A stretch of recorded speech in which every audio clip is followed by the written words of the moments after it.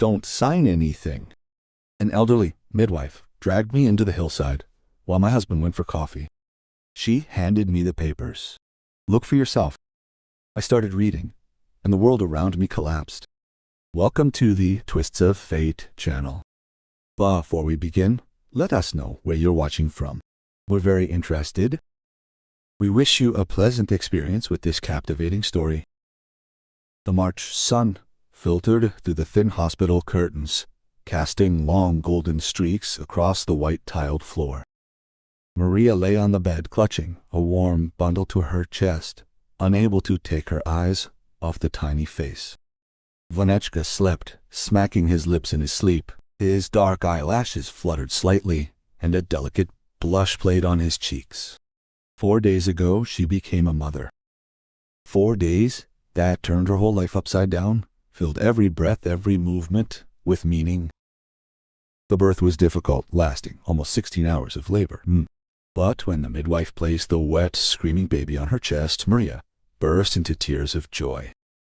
She had never imagined she was capable of such love. The room smelled of milk and baby cream.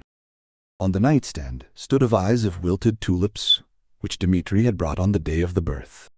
Nearby lay a stack of diapers, a box of nappies, and a small blue hat with a pom-pom, knitted by her grandmother, who died just 6 months before her great-grandson's birth. Maria carefully adjusted the blankets and listened to the sounds in the hallway. A door slammed somewhere, and a nurse's hurried heels clattered against the polyol. From the next room, the muffled cry of a newborn could be heard. A typical morning in the maternity hospital, the last morning before returning home. She tried to imagine crossing the threshold of the apartment, now the 3 of them. Dmitri promised to decorate the nursery with balloons, buy a cake, invite the parents. Everything had to be perfect. She had been waiting for this day for so long. The phone on the nightstand vibrated. A message from her husband. On my way. Be there in 40 minutes. Everything is ready. Maria smiled and typed a reply with one hand, holding her sleeping son with the other. We're waiting. Vanechka had just fallen asleep. She put the phone aside and looked at the child again. His fingers were so small, so defenseless. His nails were like grains of rice, his skin soft, almost translucent. Maria leaned over and gently touched his forehead with her lips.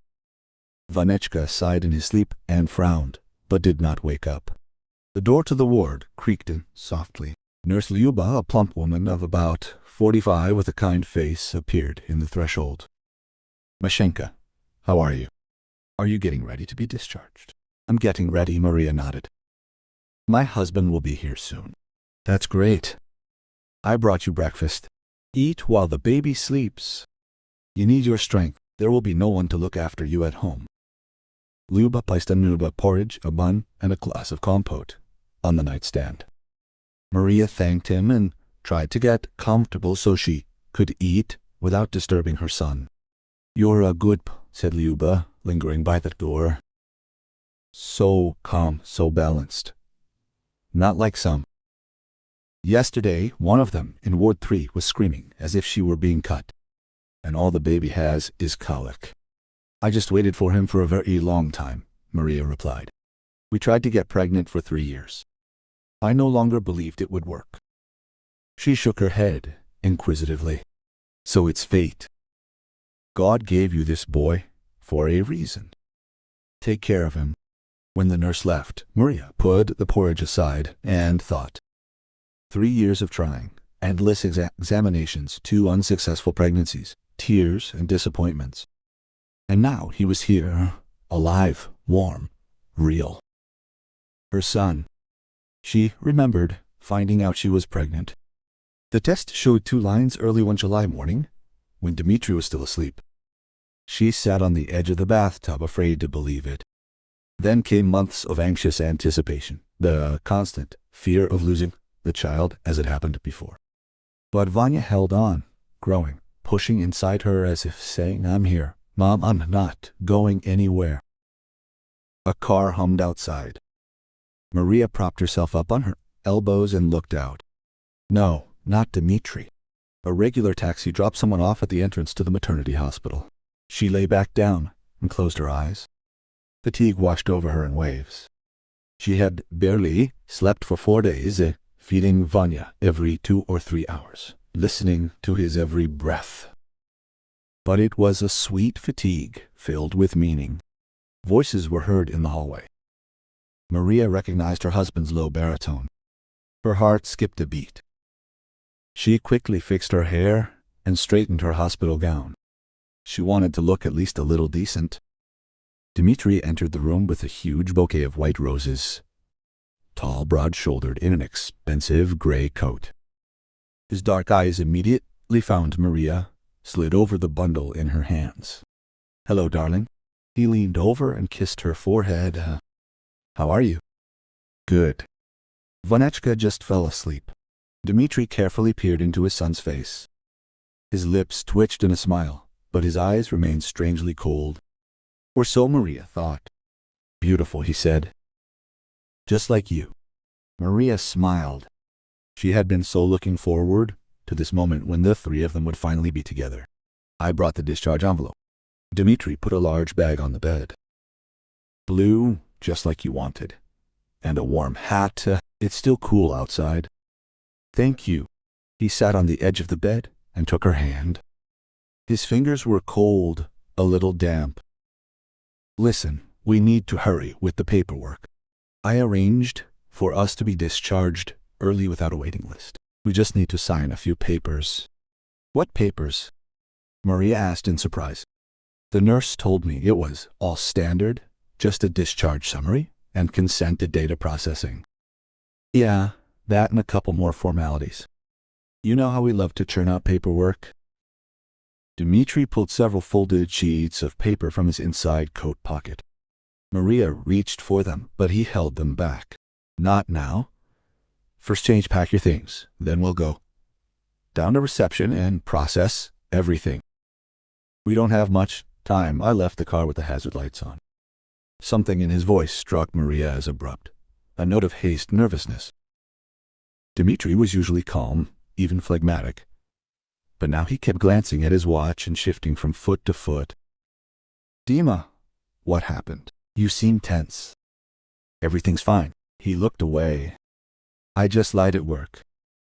I want to bring you home as soon as possible and get back to the office. They can't do without me there." On the day of his wife and son's discharge, Maria didn't hide her disappointment. "Masha, you understand. Quarterly report? Checkup. I won't be long, honestly. I'll be home this evening." She nodded silently. She didn't want to argue. Not today. Let this day be a happy one. Dmitri helped her up and handed Vanechka over. The baby stirred, but didn't wake up. Maria placed him in a plastic crib and began packing. Dmitri stood by the window, glued to his phone. "Will you help me change?" she asked. "Yes, of course." He put the phone away and walked over to her, but his hands were shaking as he zipped up her dress. Maria noticed, but said nothing. There was a knock on the door. An elderly woman in a white coat stood on the threshold. Her gray hair was pulled back into a tight bun. Her face was wrinkled, but her eyes were clear and attentive. The badge on her chest read, "Zinaida Petrovna Mikhailova, midwife." "Good afternoon," she said quietly. "Maria Alexandrovna, I need to perform a final examination of the baby before discharge." Of course, Maria pointed to the crib. He had just fallen asleep. Zinaida Petrovna walked up to the baby and leaned over him. Her hands moved confidently, professionally. She checked the fontanelle, listened to his breathing, examined the umbilical cord. "Everything is fine," she finally said. "A healthy boy." But she was in a hurry to leave. She stood there, looking at Maria with a strange, heavy gaze. "Is something wrong?" Maria asked. "No, what do you mean?" "I just wanted to ask if you've signed all the documents." "Not yet," Dmitri answered for his wife. "We were just about to go down to the reception desk." Zinaida Petrovna looked at him. Something flashed in her eyes, wary, or perhaps hostility.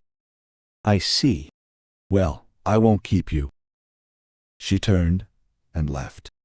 Maria watched her go, feeling a vague unease. She's kind of strange, Dmitri said. Well, are you ready? Almost. Give me 5 minutes. Okay, I'll go get some coffee in the meantime. There's a vending machine downstairs.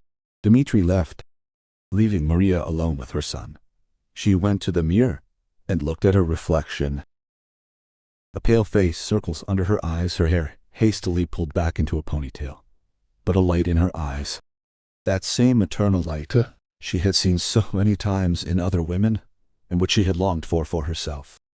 Vanechka began to cry. Maria picked him up and rocked him. He calmed down, burying his nose in her shoulder. He smelled of milk and something elusively sweet, childish. We'll be going home soon, little one, she whispered.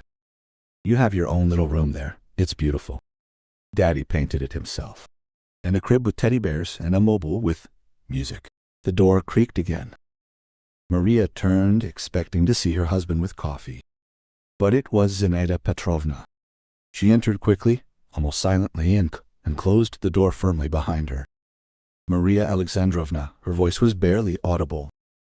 I need to tell you something, but we have very little time. What happened? Maria hugged her son tighter. The midwife came close. Her face was serious, almost stern. Don't sign anything. Do you hear? Not a single paper. But why? Follow me. You must see this with your own eyes. Maria was at a loss. She looked at this unfamiliar elderly woman and didn't understand what was happening. I can't. My husband will be back soon. We were getting ready. That's exactly why, Zinaida Petrovna interrupted. Before he returned, please, believe me, I can't remain silent. I can't. There was something in her voice that made Maria go cold. Fear, pain, despair. This concerns my son. This concerns your whole life. And his too. Let's go quickly, deal? Maria hesitated for only a second. Then she grabbed the blanket, wrapped it around Vanechka, and stepped toward the door. Where are we going? To the hill? No one will see us there. They went out into the corridor. Maria glanced toward the stairs from where Dmitri was supposed to return. Empty. Only a nurse was pushing a cart with dirty linen past. Zinaida Petrovna walked quickly without turning around. Her white slippers made almost no sound on the linoleum. Maria barely kept up with her, clutching the precious bundle to her chest. They turned into a narrow corridor past the linen room, past a door marked technical personnel, and finally stopped in front of an inconspicuous door without a sign. Zinaida Petrovna took out a key and unlocked the door. Maria stepped inside. The small room, filled with shelves of medications and supplies, smelled of bleach and something medicinal. A single light bulb glowed dimly from the ceiling. What did you want to show me? Zinaida Petrovna locked the door from the inside and turned to Maria. Her eyes glistened with unshed tears. What I was asked to do, what I couldn't do. She pulled folded papers from her robe pocket, the very same ones Dmitri had shown her a few minutes. Where did you get these? Maria whispered. Your husband gave them to me last night, along with the $5,000. Maria felt the floor give way beneath her feet. She leaned against the shelf to steady herself. I don't understand. You'll understand now.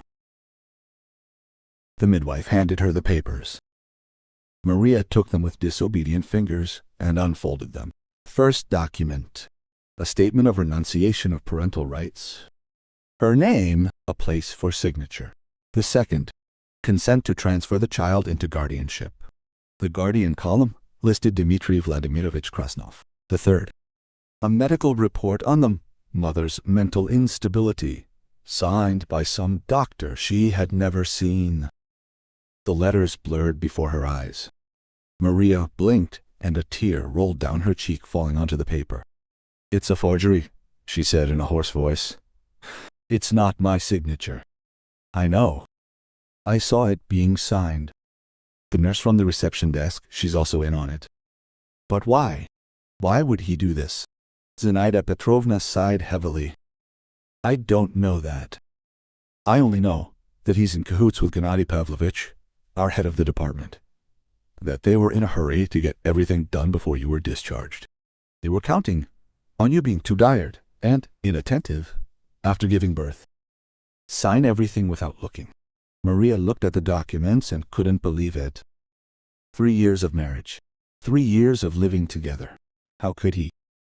Vanechka stirred in her arms and started whining. She began rocking him mechanically, but only one thought was racing through her head. He wanted to take my son away from me. My husband wanted to take my child. Zinaida Petrovna watched silently as Maria reread the documents over and over, as if hoping the letters would form something different, less terrifying. But the words remained the same: abandonment, guardianship, mental instability. Sit down. The midwife pulled out an old stool from the corner. You can't worry so much. You've just given birth. Maria sank onto the stool, still holding her son. Vanechka fell asleep again, warmed by the heat of her body, unaware of the storm raging in his mother's soul. Tell me everything, she asked quietly. I must understand, from the very beginning. Zinaida Petrovna leaned against the shelf and crossed her arms over her chest. In the dim light of the lamp, her wrinkles seemed deeper and her eyes darker. Your husband came to see Gennady Pavlovich a week ago.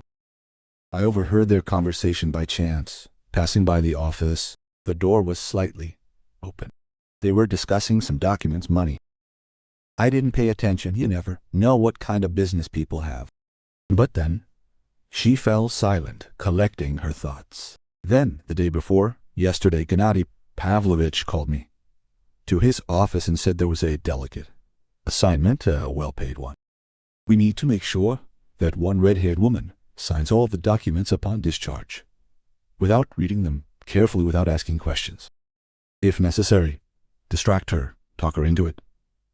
Shove the papers into the general pile so that she signs automatically. And you agreed. I took the money. Zinaida Petrovna looked away. $5,000, Maria. I've been working in this maternity hospital for 4 years. My pension is 14,000 rubles. I took the money and promised to do everything they asked. Maria was silent.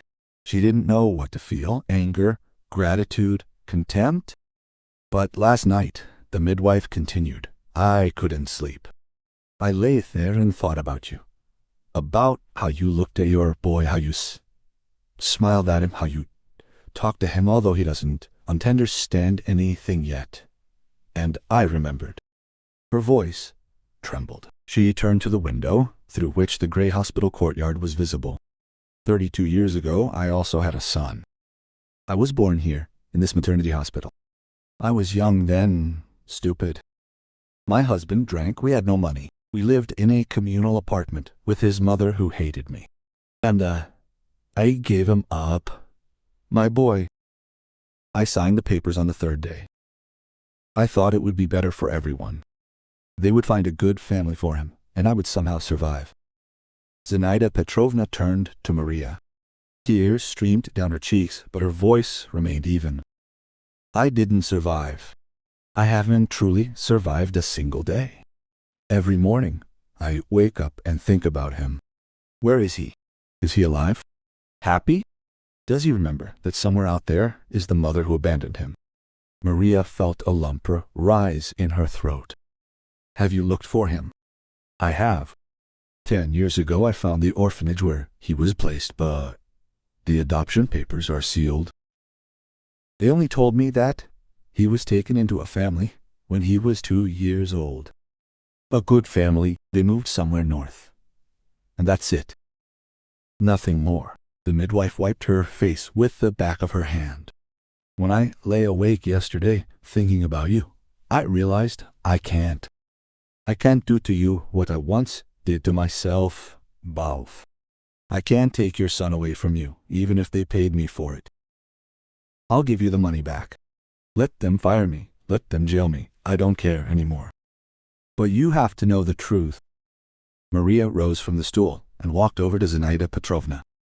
She held Vanechka close with one hand and gently touched the older woman's shoulder with the other. "Thank you," she said. "You simply saved our lives." The midwife shook her head. "Don't thank me too soon. Your husband and Gennady Pavlovich, they won't give up so easily. They want something from you, something important. Otherwise, why go through all this trouble? I don't understand what they could want. I have nothing. We rent an apartment. I don't have a car. I won't be back at work for another 6 months." Maria stopped short. She remembered. Grandma. The inheritance. "My God," she whispered.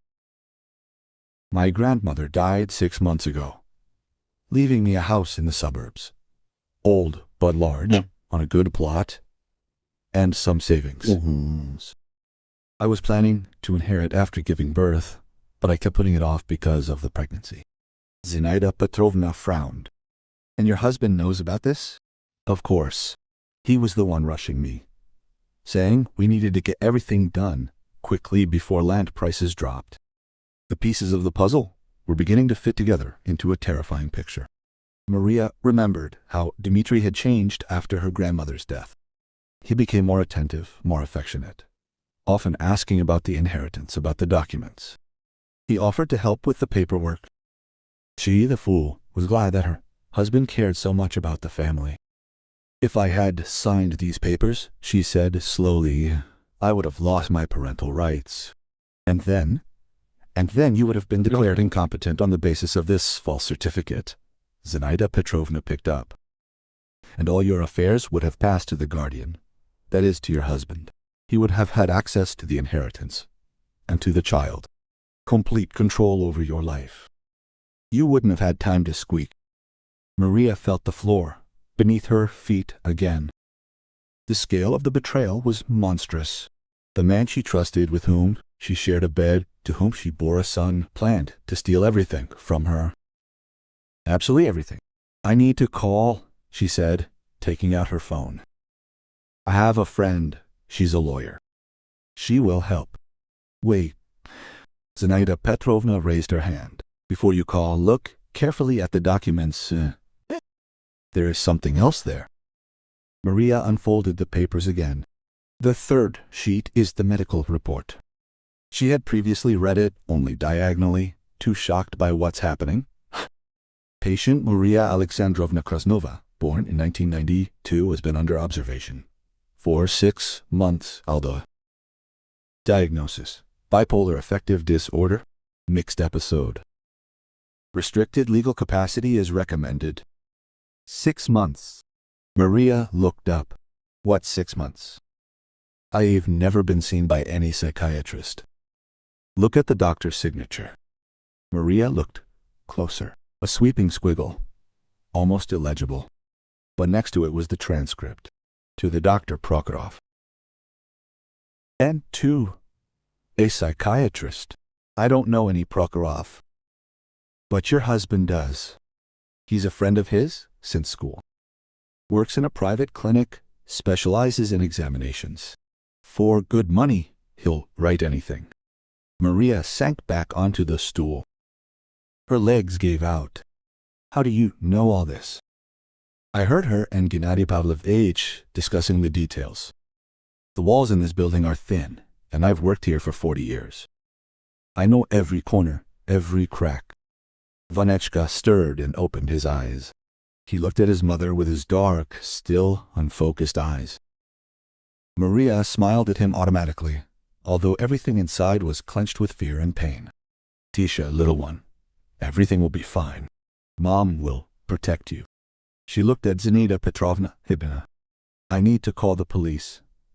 And call Elena. She knows what to do in situations like this. Call. But quickly. Your husband will soon miss you and start looking for you." Maria dialed her friend's number. 3 Gutkas, 4, 5. Finally, the phone was picked up. "Masha. Hi. Well, are you checking out already?"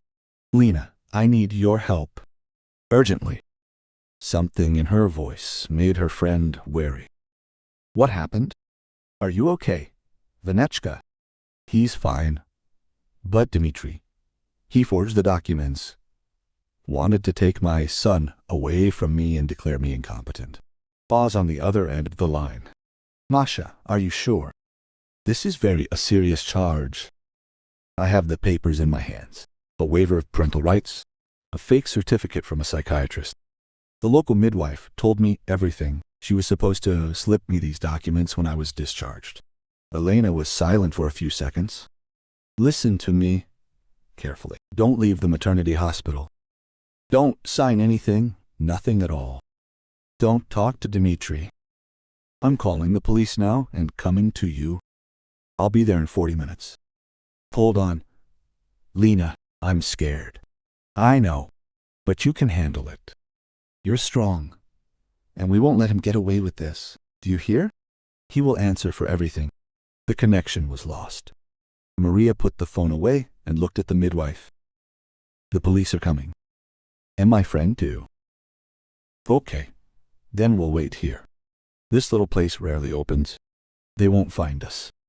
But before she could finish speaking, there was a loud knock on the door. Zinaida Petrovna, are you there? Gennady Pavlovich is looking for you. The voice belonged to a young woman, nurse. The midwife put her finger to her lips, signaling Maria to be quiet. I'm busy, she shouted. Tell him I'll be there in 10 minutes.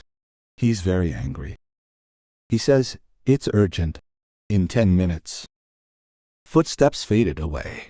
Zinaida Petrovna exhaled heavily. They were already worried. That means your husband came back and didn't find you in the room. Maria hugged Vanechka tighter. The baby whined from the pressure. Hush, hush, little one. Forgive mommy. She tried to feed him, but her hands were shaking so badly that she couldn't unbutton his shirt. Zinaida Petrovna gently pushed her fingers away and helped. Feed. It will calm him down. And you too. Vanechka latched on and went quiet. Maria looked at the top of his head, at the soft fluff of his hair, and thought about how close she had been to disaster. If not for this woman, if not for conscience awakened at the last moment. Zinaida Petrovna, she said quietly, and what will happen to you when everything comes to light? I don't know. Maybe they'll fire you. Maybe charge you as an accomplice. I did take the money, but you told me everything. That must mean something. The midwife shrugged. We'll see. I'm already 67 years old, Maria. I've lived my life. The main thing is that everything is okay with you and the boy. Footsteps were heard outside the door again. This time heavy male ones. And a voice that made Maria's insides ache. Zinaida Petrovna, open up immediately. I know she's with you. Dmitri found them. Don't open it, Maria whispered, and I'm not going to. The door shook from the blows. Masha, I know you're in there. Come out right now. What kind of circus are you putting on? Maria was silent. Vanechka tore himself away from her breast and began to cry, frightened by the loud sounds. Calm him down, Zinaida Petrovna said. I'll try to detain this man. She walked up to the door and spoke loudly and confidently. Dmitri Vladimirovich, I've called security. I advise you to calm down and step away from the door. What the hell security? Where's my wife? Your wife is safe and will remain safe. But I advise you to think about your future. There was a pause. Then Dmitri's voice sounded different, quieter, more concise. Zinaida Petrovna, let's talk calmly. There's been a misunderstanding. I don't know what my wife told you, but she's not entirely well. Postpartum depression, you understand? The doctors warned me. I've been working with women in labor for 30 years, the midwife replied coldly. And I can perfectly distinguish postpartum depression from common sense. Your wife is perfectly fine. What can't be said about your documents? Another pause. So you showed her? I showed her. In vain. Very in vain. You understand that this will not be without consequences. I understand, and I am ready for any consequences. But it seems you are not ready. The police are already on their way. Maria heard Dmitri curse under his breath. Then his footsteps quickly retreated down the corridor. He escaped? She asked. He retreated for now. But he will return soon, probably with reinforcements. We need to hold out until the police arrive. Maria looked at her watch. Only 15 minutes had passed since the call to Elena. At least another 25 until she arrived. An eternity. Vanechka began to cry again. Maria tried to rock him, but her own hands did not obey. They trembled. The fear she was trying to suppress burst out. Give him to me. Zinaida Petrovna held out her hands. Rest for a second. Maria handed her son to her. The midwife accepted him confidently, habitually, like someone who had held thousands of babies in her arms, and began to quietly hum something, rocking Vanechka. Maria leaned against the wall and closed her eyes. Fragments of memories flashed through her mind. Her first meeting with Dmitri at a corporate party 3 years ago. His smile, charm, self-confidence. His beautiful courtship, expensive gifts, promises of a happy life. The wedding in a restaurant overlooking the Moscow River. Their honeymoon in Spain. Everything seemed so right. When did it all change? When did he decide she was just a means to his own profit? Or had he always been like this, just good at pretending? What were you thinking? Zinaida Petrovna's voice tore her from her thoughts. About how blind she had been. 3 years with this man, and she hadn't noticed a thing. You loved him. Love makes us blind. This is not an excuse or an accusation. It's just a fact. Don't blame yourself. The main thing is that you learn the truth in time. Maria opened her eyes and looked at her son sleeping peacefully in the arms of an unfamiliar elderly woman. The woman who half an hour ago was ready to betray her for money and now risked everything to protect her. Why are you doing this? She asked. You could have simply returned the money and kept quiet. No one would have known. Zinaida Petrovna looked at her with a long, tired gaze. Because silence is also a choice. 32 years ago, I chose silence. I signed the papers and left the maternity hospital alone. I didn't scream, I didn't cry, I didn't ask for help. And that silence broke my life. She carefully placed Vanechka back in Maria's arms. Today I choose to speak, even if it costs me everything. Because your son deserves a mother, and you deserve a son. The sound of a siren cut through the silence of the hospital corridor. Maria shuddered and hugged Vanechka tighter to her chest. Zinaida Petrovna went to the door and listened. The police, she said with relief. They're here. Maria felt the tension ease a little, but the fear. Reki Sasha's lodged somewhere deep inside, coiled into a tight knot. What to do now? Let's get out. We can't hide forever. The midwife turned the key in the lock and opened the door. The hallway was empty. Only excited voices and the clatter of feet could be heard somewhere in the distance. They moved toward the department exit. Maria walked as if in a dream, mechanically moving her legs. Vanechka slept, snoring, completely unaware of the drama unfolding around him. Elena met them at the stairs. A short woman, with short hair in a formal, dark blue suit. Her eyes behind her glasses looked intently, appraisingly. Masha. She rushed to her friend and hugged her as much as the child in her arms would allow. Thank God, you're okay. Police are already here. They've unhooked the exits. He's not leaving. Where's Dmitri? They detained him downstairs in the hall. He tried to leave, but didn't make it. Maria closed her eyes. She felt empty inside, as if all her emotions had been sucked out of her.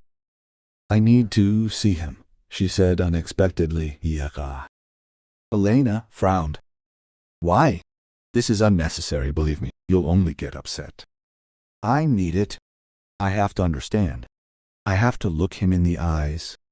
Zinaida Petrovna's friend exchanged glances. The midwife shrugged. It's her right. They went down the stairs to the first-floor hall. Usually there was a bustle here. Visitors, medical staff, gurneys with patients. Now it was almost empty. Only a group of people at the reception desk. 2 police officers in uniform.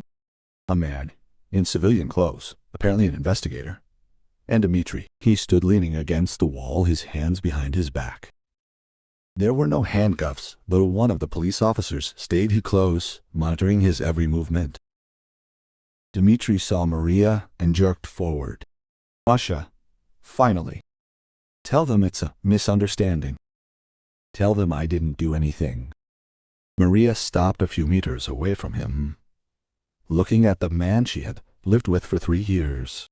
A beautiful face, dark eyes that she had once loved. Now there was fear in those eyes. Why? She asked quietly. What? Why? What are you talking about? Why did you do this? Is money really that much more important than family? More important than a son? Dmitri licked his lips. His gaze darted between Maria, the police officers, and the investigator. I don't understand what you're talking about. What money, what documents? That old woman lied to you all this, right? Right? She's sick. Don't listen to her. I saw the papers, Dima. The renunciation of parental rights. A certificate from a psychiatrist I've never seen. Did you really think I wouldn't notice? He stopped short. For a second, the mask slipped, and Maria saw the real Dmitri. Cold, calculating, evil. You would have signed anyway, he muttered through his teeth. A dumb chicken. Would have signed without looking, like always. Watch your language, D. You have enough problems, as it is. Maria felt nausea rising in her throat. Not from his words, no. From the realization of how long she'd lived with this man. Slept with him in the same bed, cooked him breakfast, waited for him to come home from work. You never loved me. It wasn't a question. Dmitri chuckled. What did you think? An ordinary chick from a suburb. The only thing of value about you was the inheritance money. I waited Narin for the old woman to finally die. Enough. Elena stepped forward, shielding her friend. Maria, you don't need to listen to this. Let's go. But Maria stood motionless. Dmitri's words should have hurt, but strangely they didn't. On the contrary, they brought relief. Everything became clear, pure. No illusions, none. Maybe it seemed like none to me, but what if he changes? The man she considered her husband turned out to be a stranger from the very beginning. Thank you, she said unexpectedly. Dmitri blinked. For what? For honesty. At least now. She turned and walked towards the exit. Elena caught up with her, took her arm. How are you? I don't know. It's strange. As if you woke up from a long sleep. Vanechka stirred and whined. Maria stopped, adjusted the blankets, stroked his cheek. Quiet, little one. Everything is fine. We're going home. Wait. The voice belonged to the investigator. A short man of about 40, with a tired face and attentive gray eyes. Captain Ermolayev, Investigative Committee. I need to ask you a few questions, if you don't mind. Now, Elena frowned. My client has just experienced serious stress. She is a nursing mother. Maybe we should reschedule. Literally 5 minutes. It's important for the case. Maria nodded. Okay. Ask. They moved aside to a row of plastic chairs against the wall. Maria sat down. Elena settled down next to her. The investigator took out a notebook. Tell me how you found out about the documents. Maria started talking. About Zenaida Petrovna, about the hill, about the papers. The investigator listened, made notes, sometimes asked clarifying questions. And did you know this midwife, Mikhailova, before? No. I saw her for the first time this morning. She said she took money from your husband. $5,000. Yes, she confessed to me. But she was the one who uncovered the whole scheme. Without her, I wouldn't have found out anything. The investigator nodded. We'll take that into account. Now about the heads of departments. Gennady Pavlovich Vorontsov. You only spoke with him when you were admitted to the maternity hospital. He seemed ordinary. To me? I didn't notice anything suspicious. I understand. Ermolayev slammed his notebook shut. That's enough for today. We will call you for official testimony in the coming days.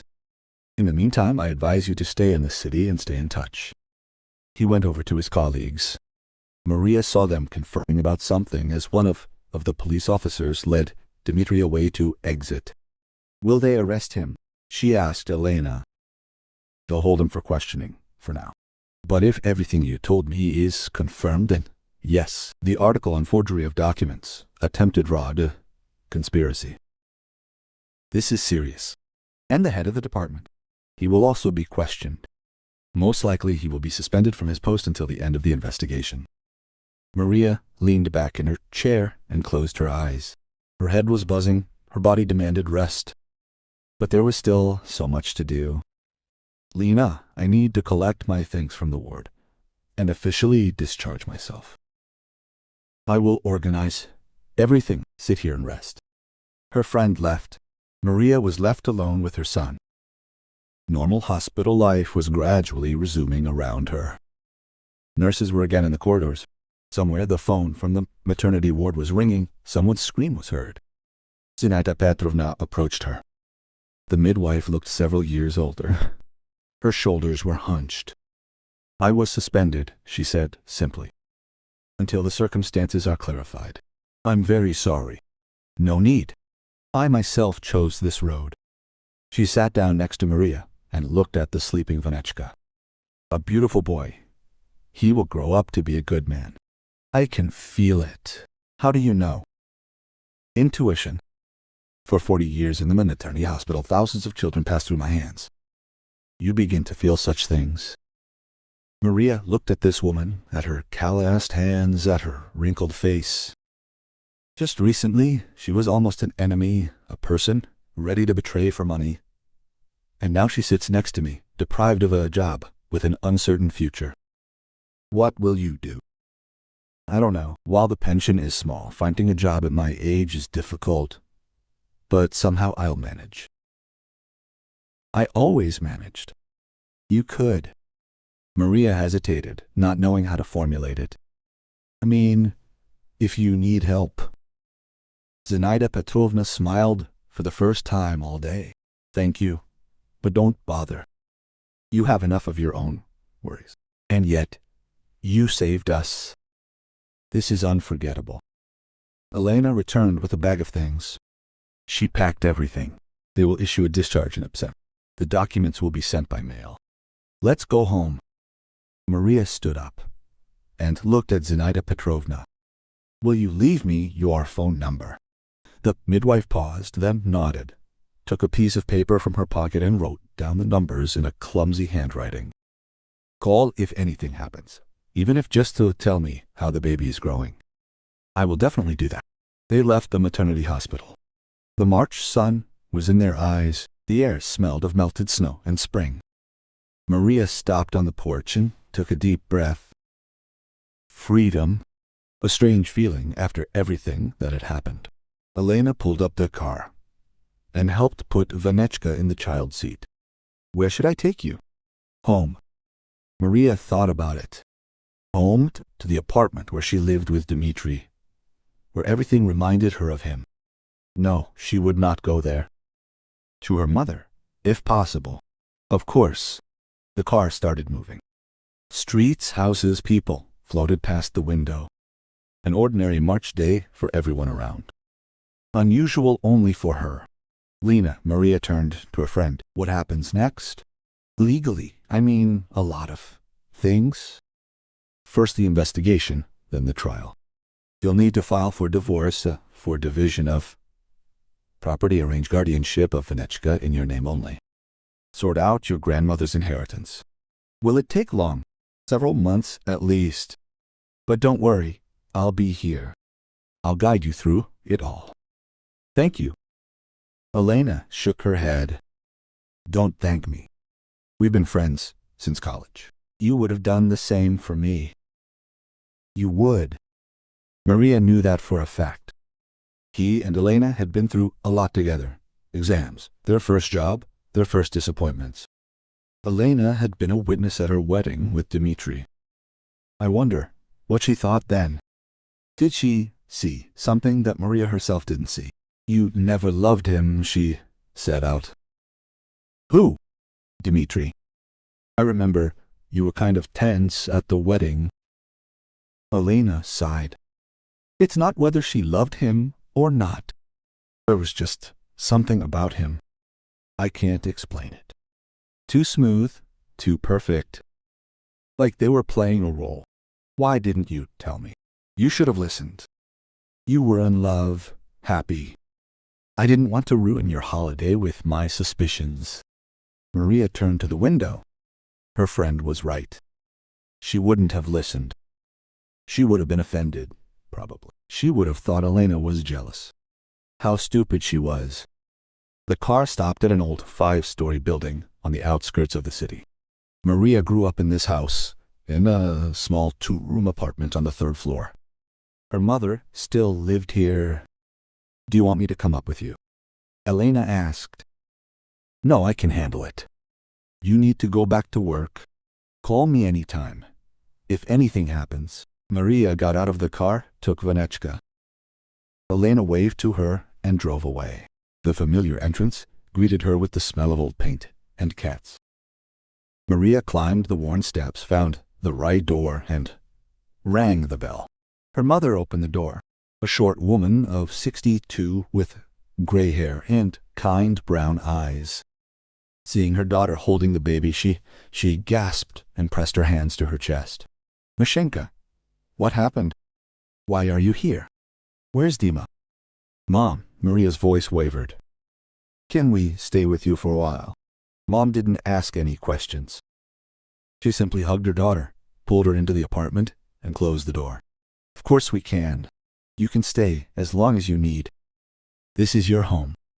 Maria crossed the threshold and finally burst into tears. The tears she'd been holding back all day came pouring out. She cried about betrayal, about shattered dreams, about 3 wasted years. And her mother held her, stroked her head, and said something tender, meaningless, comforting. Vanechka woke up from the noise and began to cry too. Mom carefully took him from her daughter and rocked him. There, little one. Don't cry. Grandma's here. Everything will be okay. Maria wiped her face and looked at the picture. Her mother with her son in her arms. 3 generations connected by blood and love. Mom, I'll tell you everything. Just let me come to my senses a little. Don't rush. Eat first, rest. We'll talk later. She led her daughter into the kitchen. A small space that Maria remembered from childhood. A round table by the window, an old refrigerator, a hyssop on the windowsill. Nothing had changed over the years. Mom put the kettle on and took cookies from the cupboard. She laid Chika in an armchair, propping him up with pillows. How thin you've become, she said, looking at her daughter. You haven't eaten anything. There was no time for food. That's wrong? You're a nursing mother. You need to eat properly. The kettle whistled. Mom poured tea into a large ceramic mug with flowers and pushed it towards Maria. Drink, eat. Maria took the mug and cupped it in her palms. Warmth penetrated her fingers and spread throughout her body. She took a sip and felt the tension slowly release. Thank you, Mom. There's nothing to be thankful. You're my daughter. She sat down opposite her, folding her hands on the table. Will you tell me when you're ready? For now, just know that no matter what, I'm on your side. Always. Maria nodded. The words stuck in her throat. But she knew that here, in this small apartment, smelling of her mother's porridge and giranya, she was safe. And Vanechka too. This was only the beginning. Trials, investigations, sleepless nights lay ahead. But for the first time in this crazy day, Maria felt something akin to hope. 3 months flew by like one long, difficult day. Maria looked out the window of her new one-room apartment on the 7th floor of a panel building and thought about how her life had changed in that time. Outside, June painted the city in vibrant colors. The poplar trees were turning new leaves, children were screaming on the playground below, and cars were honking in the distance. An ordinary summer evening. The first evening she felt truly calm. Vanichka was sleeping in a crib against the wall. He was 4 months old. He had grown noticeably, grown stronger. His cheeks were rounder, and he was making his first attempts to smile and grab toys. A little person who still knows nothing of what his mother had been through. Maria moved away from the window and sat down on the sofa. It was cheap, bought at a yard sale, with worn upholstery. But she owned it. Just like this apartment, rented with the money from the sale of the engagement ring and earrings Dmitri had once given her. She picked up a folder of documents from the table. She had reread the court decision issued 2 weeks ago 10 times already, but each time she felt a strange relief. Dmitri received 4 years in a general regime penal colony. Forgery of documents, attempted fraud on an especially large scale, conspiracy to negotiate. Conspiracy to negotiate a suspended sentence, using the clean criminal record as a pretext for positive work references. But the judge turned out to be a woman, a mother of 2. She looked at Dmitri with poorly concealed contempt and read the verdict in a calm, dispassionate voice. Maria was present at the hearing, sitting in the courtroom holding Vanya in her arms. She wanted Dmitri to see what he had lost. She wanted him to understand, but he didn't. As the guards led him out of the courtroom, he turned and looked at her. There was no remorse or regret in his eyes, only anger. Cold, concentrated anger.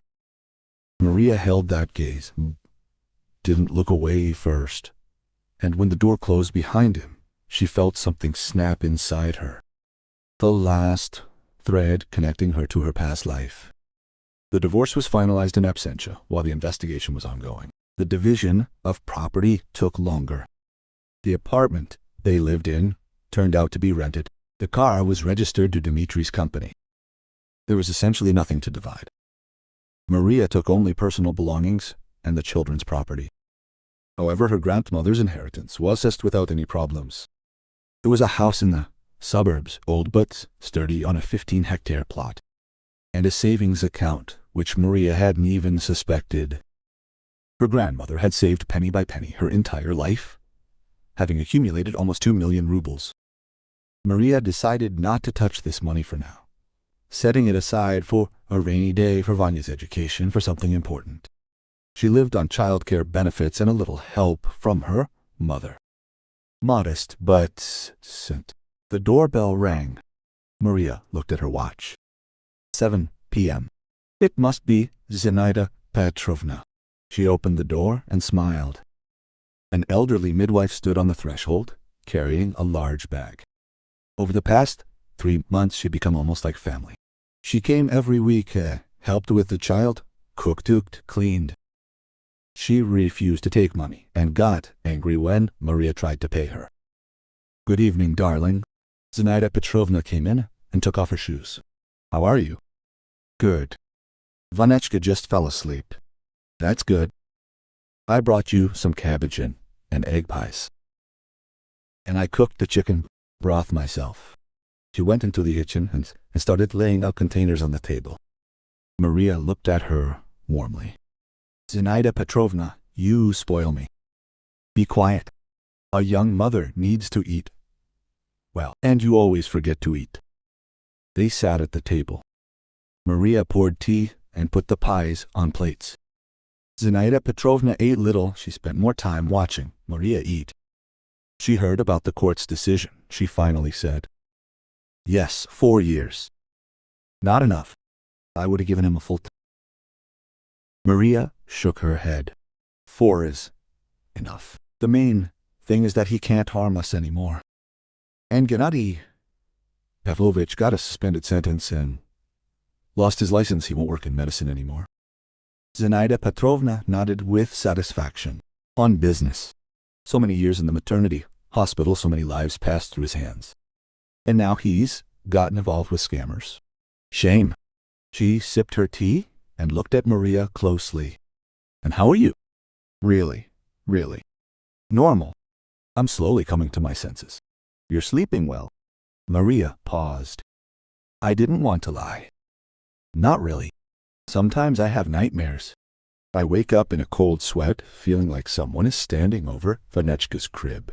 It will pass. With time, it will pass. I know it. It's already easier than a month ago. A squeak came from the room. Vanechka woke up. Maria got up, but Zinaida Petrovna beat her to it. Sit down, I'll do it myself. She left and returned a minute later with the baby in her arms. Vanechka didn't cry. He looked at the elderly woman, his dark eyes sucking on his fist. He's probably hungry. Zinaida passed him on to his mother. Feed him, and I'll wash the dishes. Maria settled down on the sofa and put her son to her breast. He latched on greedily, his cheeks working. She stroked his head, feeling a wave of tenderness flood her heart. Zinaida Petrovna, she called. I wanted to ask you something. Ask.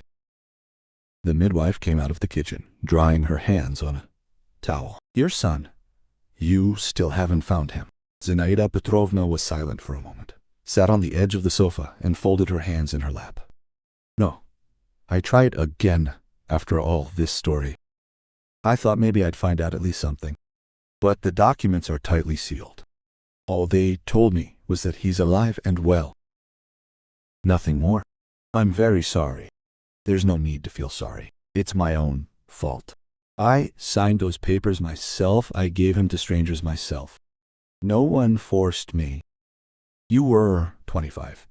You were alone, without support. That's not an excuse. But I'm not looking for excuses anymore. I just live with it. Vanechka let go of the breast and burped. Maria wiped his mouth and sat him on her lap. He began to turn his head, looking around her. I want you to know, Maria said slowly, your hour is very important. Not only because you saved us then, but because you are like family. Zinaida Petrovna blinked. Her eyes glittered suspiciously. Mashenka, I'm serious. Vanechka doesn't have a grandmother on his father's side. My mother is far away. She can't come often. And you are close. And you love him, huh? I see the way you look at him. The midwife didn't answer. She sat looking at her hands, at her gnarled fingers with their short-cut nails. I want to ask, Maria continued, would you agree to be his godmother? Or just his adoptive? Unofficially, of course, but truly. Zinaida Petrovna raised her head. Tears streamed down her cheeks. Are you serious? Absolutely seriously. What? I took the money to betray you. And we didn't. That's the only thing that matters. The elderly woman covered her face with her hands. Her shoulders shook. Maria moved closer, hugged her with one arm, holding her son with the other. 32 years, Zinaida Petrovna sobbed. For 32 years, I've lived with this guilt. I think about him every day. And now you have a chance to start over. Vanechka won't replace your son, but he can become a part of your life, if you want him to. Zinaida Petrovna removed her hands from her face and looked at Vanechka, who was staring at her with curiosity. She said quietly. I really want it. She held out her arms, and Maria handed her her son. Vanechka didn't protest, burying his nose in her shoulder. Zinaida Petrovna hugged him and began to cry again, but these were different tears now. Maria looked at them and felt something changing, something important, something deep. From pain and betrayal, something new was born. A connection between people, brought together by chance, but who chose to be together. Another week passed. Maria decided to throw a small celebration. Not a birthday, that was still far away, but just a family dinner. The occasion presented itself. Vanechka turned 4 months old, and for the first time he rolled over onto his stomach. A small victory, but for the young mother, it was an event. There were few guests. His mother came from her hometown, taking a day off from work. Elena arrived after the court, still in a business suit, with a bottle of champagne. And Zinaida Petrovna, of course. Now she was here almost every day. The table was set in the room, the sofa pushed against the wall. Salads, pies, chicken with potatoes. Nothing special, but cooked with love. Elena raised her glass. To Vanechka for him to grow up healthy and happy. And Maria's mother added to his mother. Her being stronger than she thought. They clinked glasses. Maria took a sip of juice. Alcohol was not yet allowed for her. "Thank you all," she said. "I couldn't have managed without you." "I would have managed," Zinaida Petrovna countered. "You are a strong woman, Maria. I just didn't know it before." Vanechka sat in a high chair, waving a spoon and cooing joyfully. He liked the attention, liked the people around him. "He's just like his grandfather," said his mother, looking at her grandson. "My father was so sociable too. He was the life and soul of any company." "I don't remember my dad at all," Maria said quietly. "You were 3 years old when he died. How could you remember?" Mom sighed and patted her daughter's hand. "But he would have been proud of you." "I'm sure of it." After the feast, Elena and Mom left. Elena needed to get ready for something else. Mom was rushing to catch the evening train. Only Maria and Zinaida Petrovna remained. They cleared the table and washed the dishes. Vanechka fell asleep in his crib, exhausted from the experience. "What are your plans next?" Zinaida Petrovna asked. "What do you mean?" "Work, life. You can't sit at home forever." Maria thought about it. She worked as an accountant in a small company before maternity leave. She didn't like the job, but the pay was okay. "I don't know yet. Maybe I'll go back to my old place. Maybe I'll find something new." "And what about Grandma's house? What are you going to do with it?" "I was thinking about selling it, but now I'm not sure. Maybe I should move there. Fresh air and nature are good for Vanechka." "Move," Zinaida Petrovna said unexpectedly. "They don't hold you back here in the city. And there at least you'll have a garden, a vegetable patch. The child will have plenty of fun." "And what about you? Will you come?"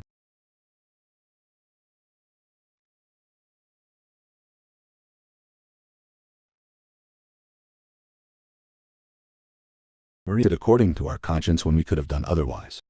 "This means a lot. This means everything." Zinaida Petrovna was silent, looking at their clasped hands at the kitchen window, beyond which the sky was darkening. "I'm 67 years old," she said finally. "I'm old, sick. I'll soon become a burden. You won't. And even if you do, I'll cope.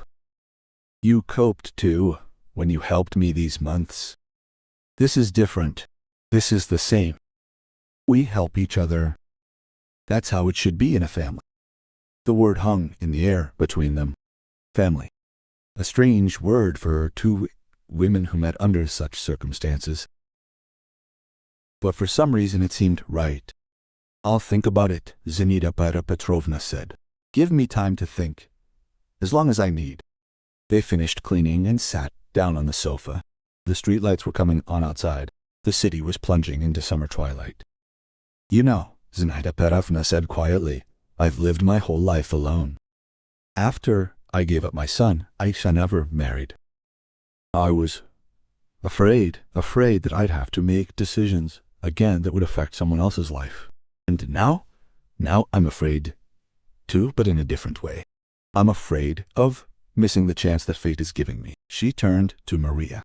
"Okay, I'll move, if that's what you really want." Maria hugged her tightly. The way you hug family. "I want it. I really want it." Vanechka stood in his crib and started whining. Both women got up at the same time, then burst out laughing. "Go to him," Zinaida Petrovna said. "He's calling for his mother." Maria went up to her son and picked him up. He immediately calmed down and buried his nose in her neck. "Hush, little one. Everything's okay. We're home." Home. This word also acquired a new meaning. Home isn't walls or an address. Home is the people who love you, who chose to be by your side. Maria looked at Zinaida Petrovna, who was packing her bag, at her son, who was snoring on her shoulder at the small low apartment. That would soon be a thing of the past. Ahead lay a move, a new life, new difficulties. But for the first time in a long time, she wasn't afraid of the future, because she knew she wasn't alone and would never be alone again. That evening, when Zinaida Petrovna left and Vanechka was fast asleep, Maria went out onto the balcony and stood looking at the city lights, at the stars appearing through the city haze. She thought about how strange life is. How can the greatest happiness be born from the greatest misfortune? How can people, those who